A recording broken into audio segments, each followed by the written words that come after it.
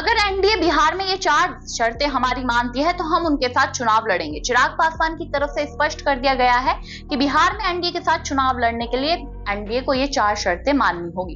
कौन सी है वो शर्तें, पहले हम आपको बताते हैं।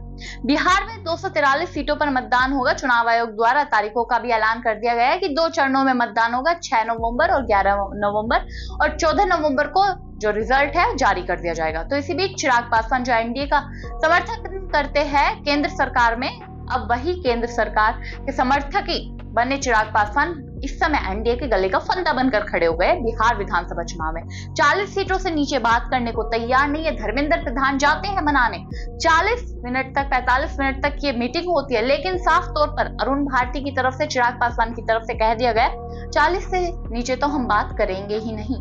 आपके लिए 70 से 40 पर शिफ्ट हो गए, अब क्या आप हमारे लिए 40 पर 20 से शिफ्ट नहीं हो सकते? तो अब चिराग पासवान इन 40 सीटों के साथ साथ 4 शर्तें भी रखते नजर आए। पहली शर्त क्या है?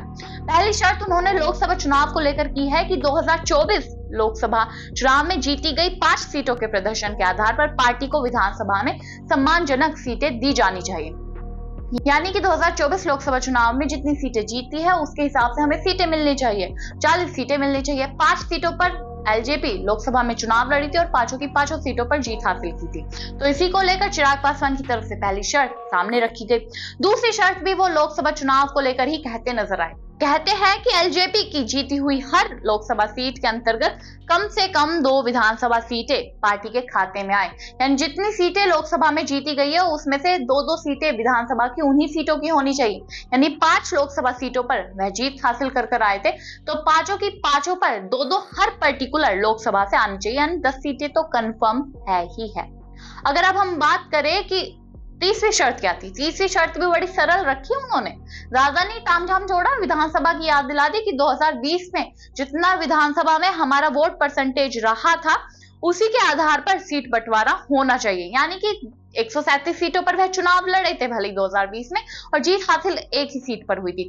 तो उसी को मद्देनजर रखते हुए बीजेपी को फैसला लेना होगा कि हमें किस सीट पर चुनाव लड़ना है, और जो हमारी मर्जी होगी तभी हम आपके साथ चुनाव लड़ेंगे, जब तक आप हमारी मर्जी की 40 सीटें हमें नहीं देते हैं। इसके अलावा क्या कहते हैं चिराग पासवान? चौथी शर्त बड़ी सरल सी शर्त, उन्होंने साफ तौर पर कहा कि गोविंदगंज से प्रदेश अध्यक्ष राजू तिवारी समेत एलजेपी के कई वरिष्ठ नेताओं की सीटों को लेकर भी पार्टी ने अपनी दावेदारी रखी है।